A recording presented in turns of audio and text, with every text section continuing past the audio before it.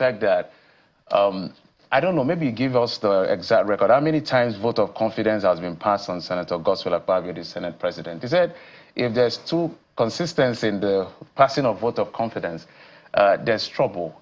How would you assess that assertion? Well, in the parliament, it's our tradition and custom to pass vote of confidence to leaders when members of parliament feel that the leader is doing well. And in the case of the Senate President, Senator Akpabio, everybody knows that the 10th Senate, like he said at the beginning, is a corrective Senate. We are there to serve Nigerians. We are there to make policies and laws that will actually give Nigerians nothing but good governance. And for some time now, the 10th Senate have been doing that undistracted. And that is why from time to time, we pass that vote of confidence to him. Because if you watch what happened in yesterday's plenary, there was no dissenting voice. All the 109 senators said that, Mr. President, you are doing well. It can't be 109, 108 actually. Of course, because he was not there. Yeah. And if you watch, he was not even the one presiding during that vote of confidence. So that goes to show that he's at home with us, and we're also at home with him. This vote of confidence is necessitated by the allegations of Senator Natasha, isn't it?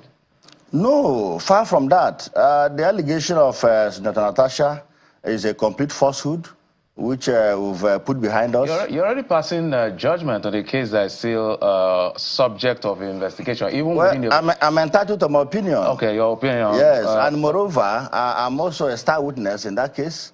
And I can tell you, but I don't want to delve into that, because as part of our resolution yesterday is to put that behind us so that we can actually serve Nigerians in line with our mandate, because our mandate is to make laws and guide the executive, all geared towards giving Nigerians the best, not to discuss issues we know that is a complete falsehood and goes to no issue. I'll leave it to your opinion, but I'll also be cautious to the effect that it's still under investigation by the same Senate, because I know she resubmitted that particular petition, yes, and it was accepted and forwarded to the committee that is in charge of ethics and all of that. So help me help Nigerians understand how it will work. She's been suspended for 6 months. Yes. And then the committee is supposed to report back in 4 weeks.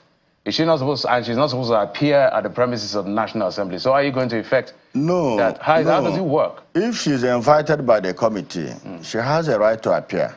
She's suspended from the ordinary businesses of the parliament. But if she's invited to come and give her own side of the story or to come and prove her case in line with her petition, she has a right to appear, before the committee. So she's not been stopped, from appearing before the committee. So when principal officers like you will use assertions like it is falsehood, it is this, don't you think it is going to influence? It's already fait accompli, whatever the investigation is going to be at the end of the day. Why are you taking a side already in a situation that is still under investigation by the Senate? Well, I'm entitled to my opinion. And without delving into the merit of the case, that is for a committee to do. But I can tell you authoritatively that in criminal prosecution, that's what we call prima facie evidence. If there is no prima facie evidence, that is evidence on the surface, then there is no case. Because I must tell you, she knows quite all right that what she's saying is to divert attention. But we're not disturbed. We're not disturbed because we know the truth. So 2 more questions on this issue. First, is Senator Akpabio going to be investigated by the Ethics Committee? Is he going to testify, just like she will be invited to testify? All the parties involved will appear before the committee, including the Senate President. He will come and testify, and his testimony will be recorded. Likewise, other senators, because on the alleged date of the incident, so many senators were there. So, for example, I'm one of the star witnesses. I will come and tell the world, which I have been telling the world, what I saw. But we have put that.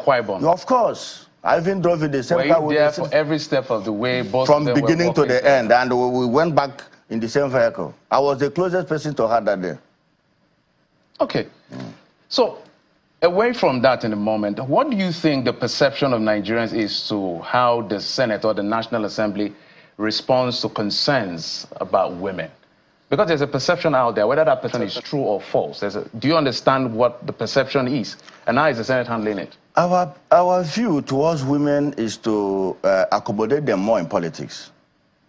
And just a few days back, we had a gender equality bill that was introduced by the Senate Committee Chairman on Women Affairs. And we have also interacted with other parliaments across the world. And we are going to take that step to make sure that women are given more seats in the parliament. For example, in a place like Morocco, there are some reserved seats for women because in most cases, women find it difficult to win an election. So in such cases, there are some positions, seats allotted to them in the parliament through appointive processes, whereby the executive, through executive fiat, will appoint females, senators or House of Rep members to come to the parliament, not necessarily going through election. So these are the things we have in stock for Nigerian women. And I must tell you, the 10th Senate is working towards that. And at the end of the day, you'll see the difference. So exactly what do you mean by bringing more women? As we speak now, let's begin with the chambers, the red chambers. You have only 4 women. Yes. An abysmal number, worse than the previous 9 Senate, for instance. And now one is even suspended. So there are just 3 of them there in the Senate. Yes. So when you say you're giving women more seats, what exactly do you mean? Are you saying each state has 3 senatorial districts? Yes. Are you going to give one to a woman mandatorily, whether it's tokenism or not? What exactly is the structure or the proposition in that bill? Well, if you listen to what I said earlier, I said in some areas it is difficult for women to win election into political positions, maybe based on religion or tradition. For example, in northern part of the country, some people see it as abnormally for a woman to rule over a man. But that's changing. The deputy governor of Kaduna. Exactly, but I'm just telling you. So, and I said that in some countries, they have some executive fiat processes of bringing women more into politics. For example, Morocco and Tanzania, they used to appoint some women into the parliament. So, and we are thinking towards that. Do you understand? But unfortunately, the attitude of some women, which is some of the matters at hand, is very, very discouraging. A situation where a woman, because of one reason or the other, will accuse a prominent leader of sexual harassment is a minus. Because we expect Nigerian women to rise up against this, especially when somebody has formed a habit. Let me come. No, you can't discountenance her reality, Senator.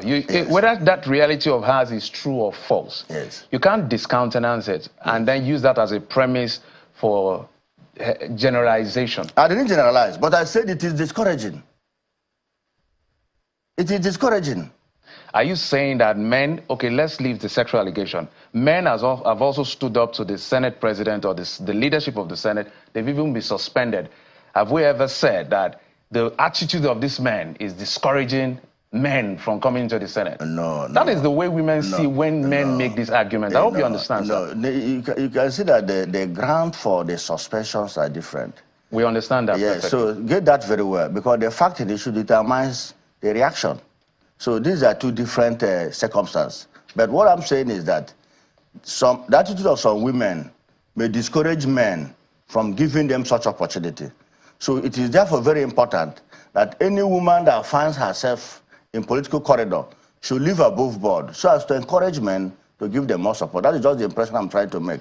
Not that we are going to generalize because one woman is accusing men of sexual harassment, that all other women are going to take the same line. No. But I said it is quite unfortunate and discouraging, in knowledge of the fact that the accusation is a complete falsehood, and this is a person that is known for doing this as a business, a serial blackmailer, and the records are there. So I expect Nigerian women, yes. You're making a strong allegation. Very, very strong. This is not the first time. This is not the first time. Allegations you can't substantiate. No, I can't. I can tell you. What is the allegation? One of your colleagues, Serena Omokri, was accused by the same woman, but as God will have it... I haven't worked with Omokri, by the way. Yes, as God will have it, this woman was in the U.S. And when she discovered that the man had evidence to rebut her claim, she quickly pulled out her claim and later paid compensation to the young man. That is number one. I can name them. There's so many. So your premise of passing your verdict on Senator Natasha Akpoti is the fact that she failed in proving the case of Reno Omokri, so she has already failed in because it never happened. Well, anyway, you were not there where everything... But we know how that one ended. And I can name more. You know why I'm pushing on this conversation? Yes. Because when we listen to plenary and hear the way some of the men speak and some of the things that are being done, yes, we know the suspension was based on, quote unquote, parliamentary behavior. Simple. Yes, that was where the suspension happened. Yes. But this is a different kettle of fish, which is still a subject of investigation that may become a subject of adjudication at the end of the day. So passing judgment and the attitude towards it and calling her a serial liar and all of this is almost fit accomplished to the community. I want to ask you a question. No, I'm the one asking questions. But I can ask you, has she reported that matter to any law enforcement agent in Nigeria? But she has reported it to the Senate. She has reported it to the Senate. She's just doing media trial to cause damage. No, facts on ground. Yes. Has she reported it to the Senate or not? She has. So why don't you wait for that investigation to complete? Until then. Okay. Let's move on now to other issues. Thank you. Let's talk about the issue of a legislature and executive relationship. Yes. I know that senators have been bashed most of the time as to being rubber stamp. All kinds of names have been called. And, of course, there's also that pushback from senators.